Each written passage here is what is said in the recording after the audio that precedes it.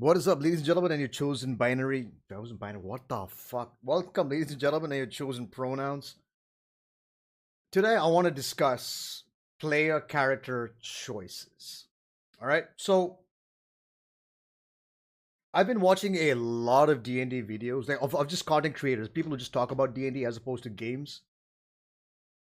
Just people talking about character builds, ideas, concepts, and all that kind of stuff. Basically, a lot of theory crafting about characters and what is the most, what's the best way to play your character, what's the best way to build your character, and it's a bit of a toss up at this point. So I'm going to show you the current three characters that I'm playing myself. I DM 2 games, but these are the three characters that I play in 3 separate games. So we'll start with my oldest character, which it will be Kiara Shardar. So let's just minimize these. Trigger and Bugsy. Okay, so now for those of you who've been following me for a while, like the past year or so, you'll be aware that I'm playing in a game called Farland. It's basically a sequel to the game we played last year, and we just finished our 1 year anniversary of playing Farland 2, Arcane Boogaloo, as we've named it. I say we couldn't come up with a good name for it, so we decided to call it Arcane Boogaloo because that's the funny thing about it. Like the whole sequel, Electric Boogaloo, so it became Arcane. Whatever, fuck it, doesn't matter.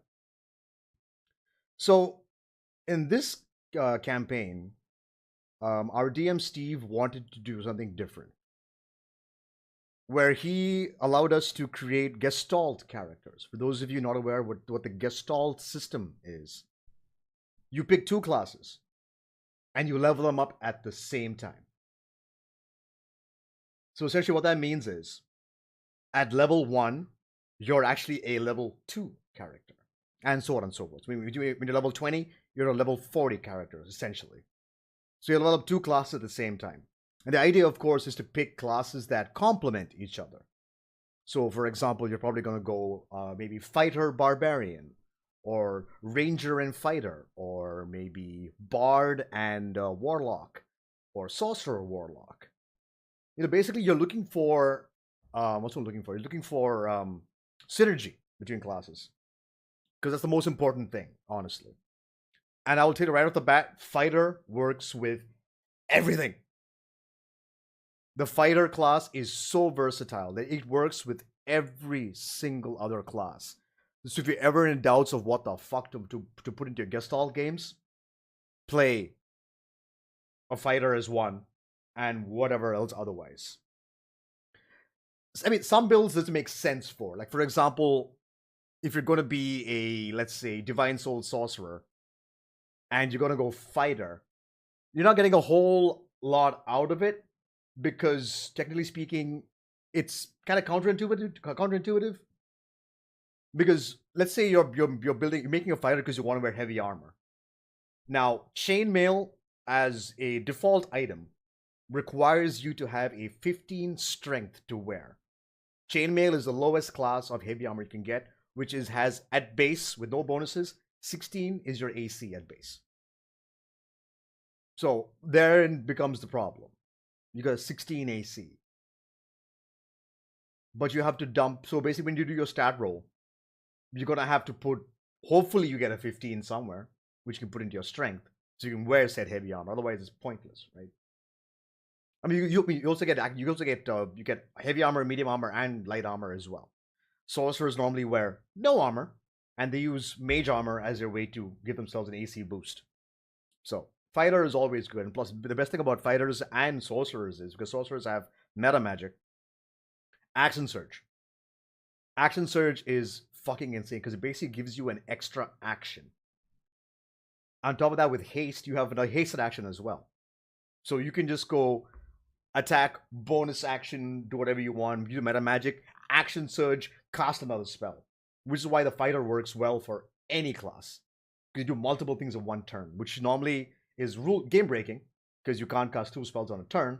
But if you have action surge, you can, because you gain a extra action. Therefore, you can do it.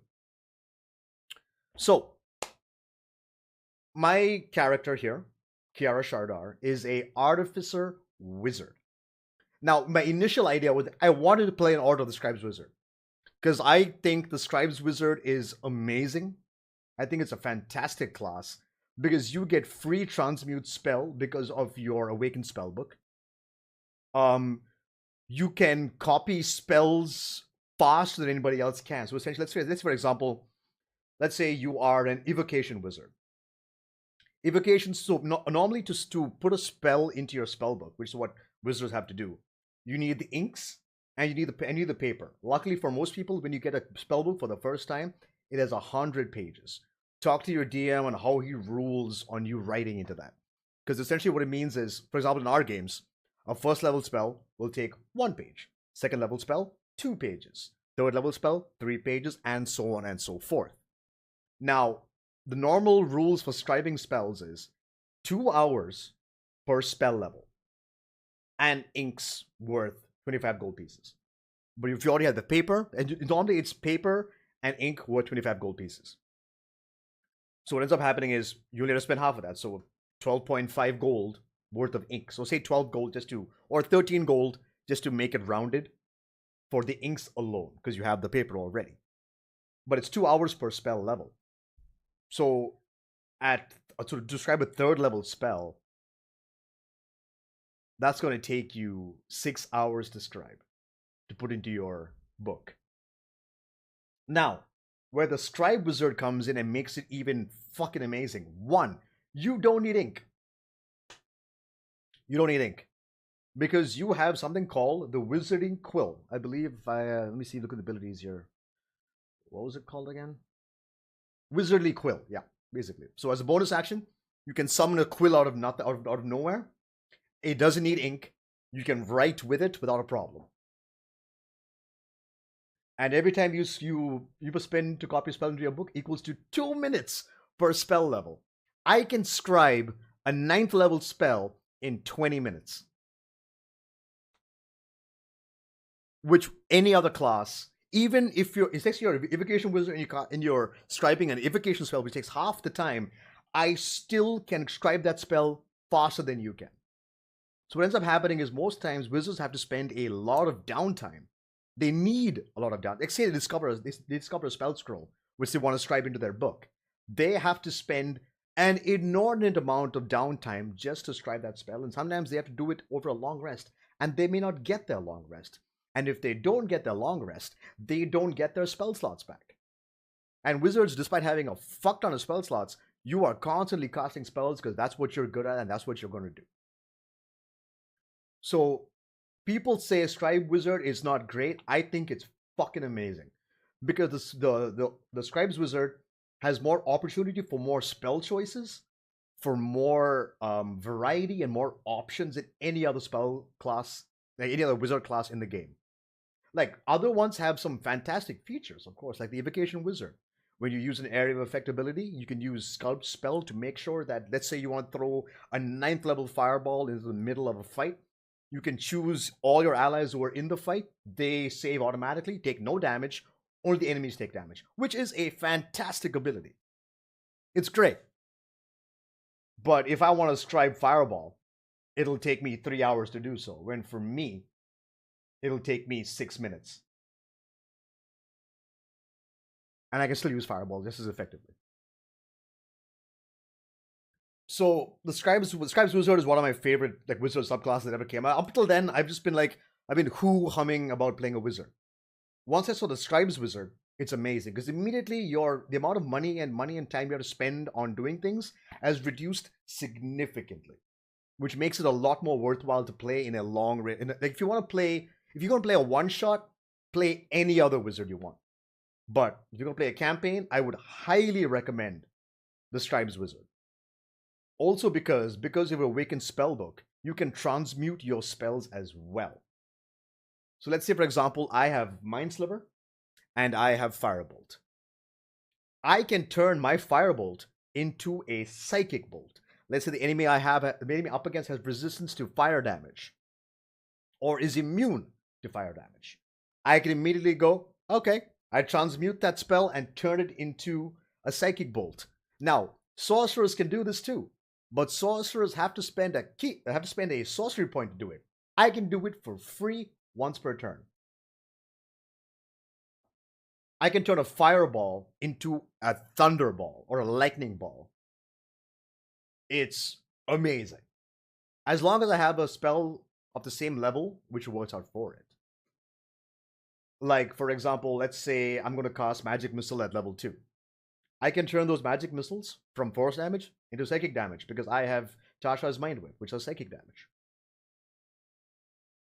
So immediately, it gives you so many more spell options and so many more. You can cover a lot of weaknesses that other classes may have in a situation. Anyway, just coming back to Gestalt. So I picked the Scribe Wizard because personally, it's my favorite wizard subclass because it's so versatile, so much fun, a lot of stuff you can do with it. Now, initially, I wanted to make a armorer as my artificer. Because I said, we're doing Gestalt. Now, the reason I wanted to pick an armorer was because I could get heavy armor that I can wear without any penalty. Because I wanted to be able to take the hits. Because our campaign started in the Underdark. And for those of you not familiar with the Underdark, it is a terrible place where there are a shit ton of slavers. It's basically slavery. It's slavery, and slavery. That's basically what's happening in the Underdark, which is extremely.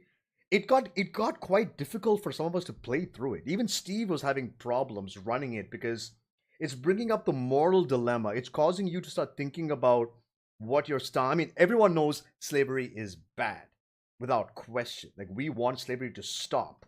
However, the entire Underdark, their economy runs on slavery. If we there's some people who would watch slavers, but they're able to live because slavery exists. Some slaves want to remain slaves. They're happier being slaves rather than being stuck in the Underdark in a dangerous underground place where everything is going to fucking kill them. May as well be enslaved and live safe, quote unquote, relatively safely. Anyway, so I wanted to build an armor so I get access to some heavy armor that I can wear without any problems. And I can switch it up whenever I need, from heavy armor to light armor. I can switch it up and get some different abilities. Now, Steve sat me down. He asked me, why armor? And I was like, I want a high AC. And he's like, you're an artificer. And you're a wizard.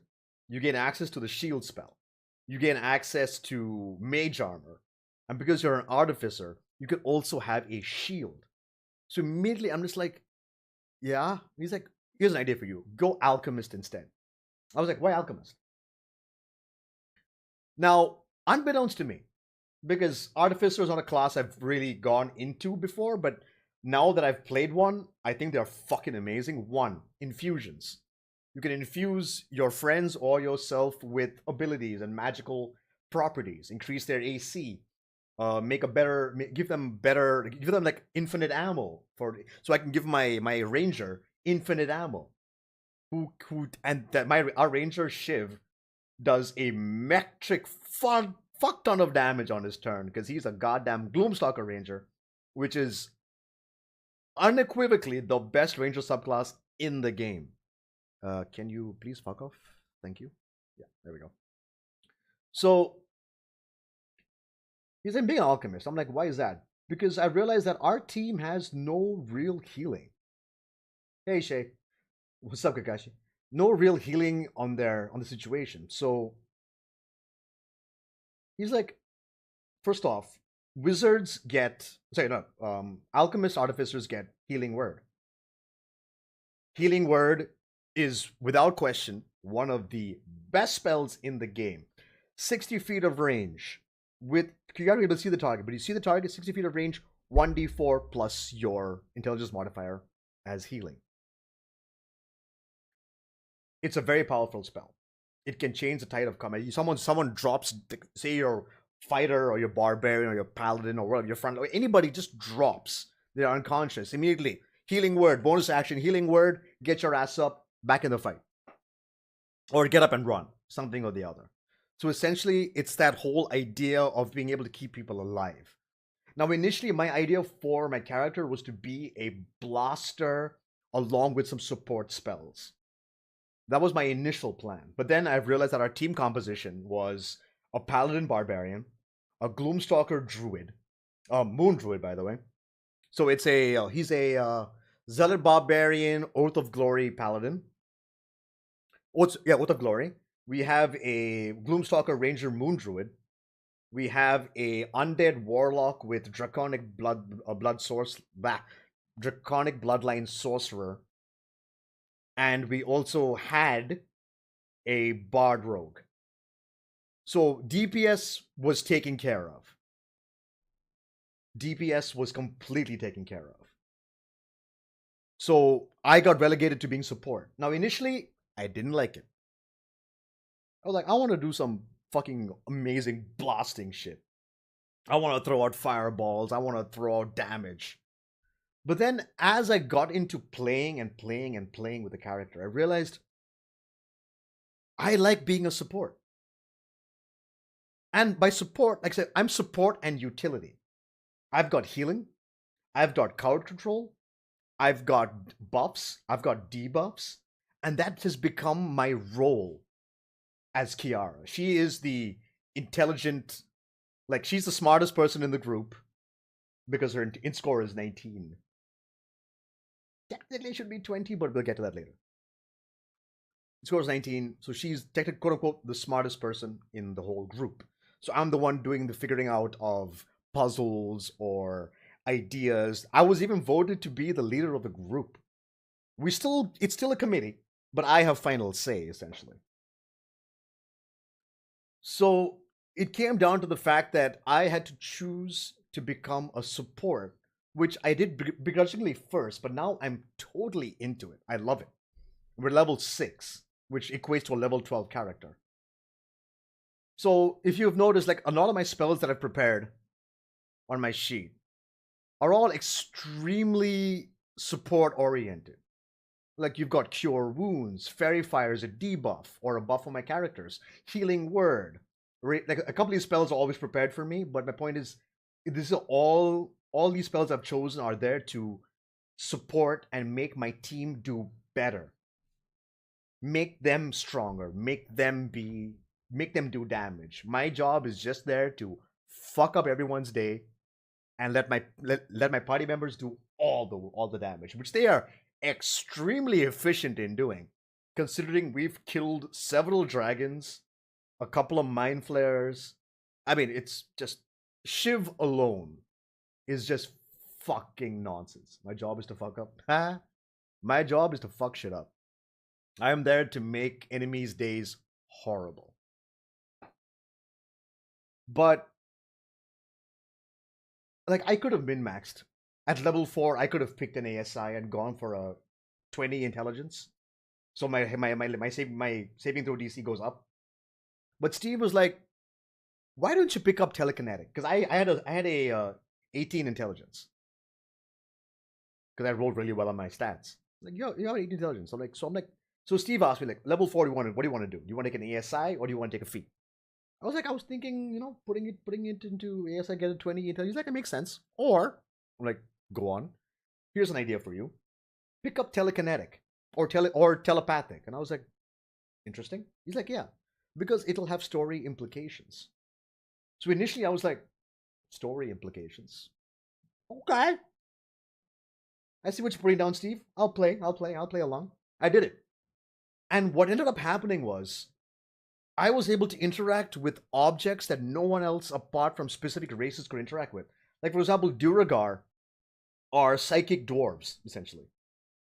They're terrible people because they're a bunch of slavers, but they are psychic dwarves. And in this game, psychic abilities is called the unseen art, the unseen magic, which is not very well known in the surface world where we're from. So me picking this up gave me a lot more stuff to do when we were in the Underdark. Like activating ships that were run by Duragar. Like Duragar used psionics, or the unseen, like psionics basically, to control their vehicles and stuff like that. I was the only person in our group who could activate psionic stuff. So immediately I could drive ships, I could drive tanks, I could drive anything. Which made me feel amazing. Where I had use apart from combat. and of course doing the basic intelligence checks. And now I get to make magic items because I've got access to a array of magical gear. I can just sit down and make stuff and do a lot of things. I love this character. I really do. She's not like support is not what I'm good at. I like being upfront, personal, or at least doing a metric fuck ton of damage every turn. I still remember the first time I crit with my paladin, and I did 91 points of damage in one shot because I got a crit on that. I critted 91 points of damage. I pumped in a level 3 smite on that and just destroyed a dude in one turn. It was amazing. Like rolling a metric fuck ton of dice is, oh, it feels, I mean, like nothing's better than rolling like 10d10s.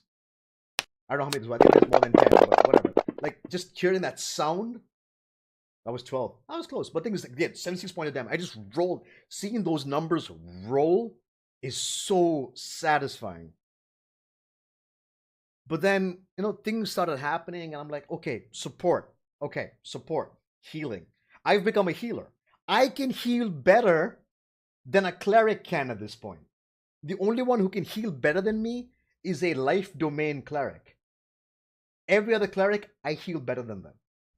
Why? Because of Alchemical Savant, which is a feature which is available only to the Alchemist Artificer.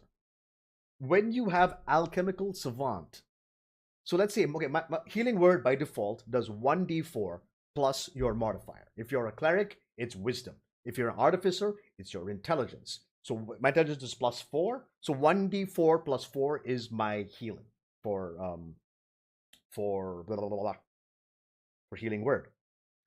Alchemical Savant allows me to add my intelligence modifier over and above that as long as it is an elemental type of fire, healing, or poison. Which means my heals at this point in time does 1d4 plus 8. 1d4 plus 8. I heal better than a cleric does. Even a life domain cleric, at their level, say they are level 1. Fuck it, they're level 3. Which is when we started the game. No, fuck it, level 6. They're casting healing word at level 1. So that's 1d4 plus a wisdom modifier. But because they're life domain cleric, they have the feature called preserved life, which means they get to add 2 plus the spell's level in extra healing. So it'll basically become 1d4 plus 7. I'm already healing better than a life cleric is.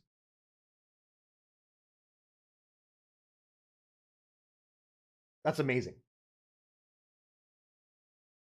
When I learned what this class could do, what I'm able to create, what I'm able to play, how I'm able to role play, it's becoming so, it's building in my head. I've made a backup character called Rex, who I am ignoring. I am basically I'm focused on this character so much because Steve has created this fucked up story which I really want to see through. And it's awesome. Fucking love it. So that's my first, this is my longest running, this is my oldest character, so to speak. 52 sessions, played her for a year. We started at level 3, now we're level 6. I love her. Out of every character I've made till now, she's my favorite. Without question. She's naive yet smart. Not naive.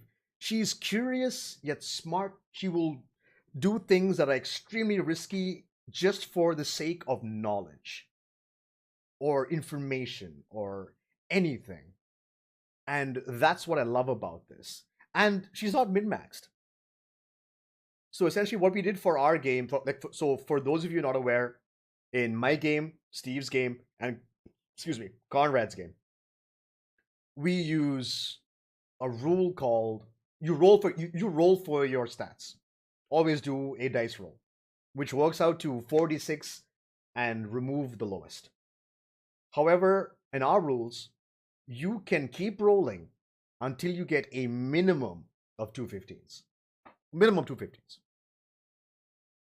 So when I made my character, I don't remember what her stat roll was, but looking generally speaking, because I've already boosted her intelligence.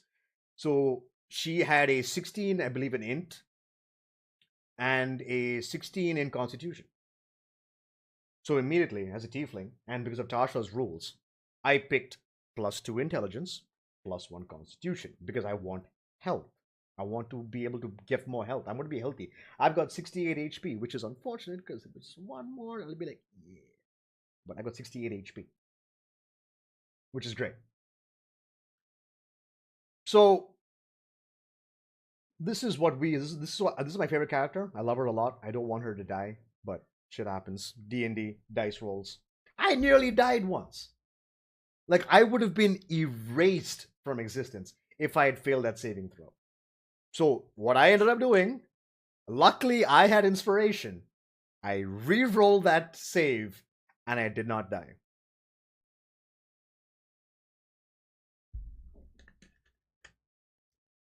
So that's Kiara. Not min-maxed at all. No min-maxing here in any shape and or form. Even my spell choices, like compared to looking at some of the spells that I have access to. Let's go to standard. Considering the amount of spells I have access to: heat metal, invisibility, levitate, magic mouth. But then again, that's all out of artificer spells. But wizards wise, find familiar, comprehend language, chromatic orb, magic missile, unseen servant, alter self, mirror image, silence. Tasha's mind whip, animate dead, counterspell, dismagic, fly, haste, hypnotic pattern, phantom steed, sending, slow, thunderstep, water breathing. All these spells are there for me to do damage and fuck shit up. But I've chosen to go support and debuffing. And I love it. Know your role. Understand what your party can do and play accordingly. So, this is Kiara, my favorite character. Let's move on to Trigger. Trigger is my hill dwarf barbarian. He's a zealot barbarian. Again, if you look at his stat line, I max strength, even though I should have probably maxed his constitution because I want to be healthier than 61 HP, but level 5.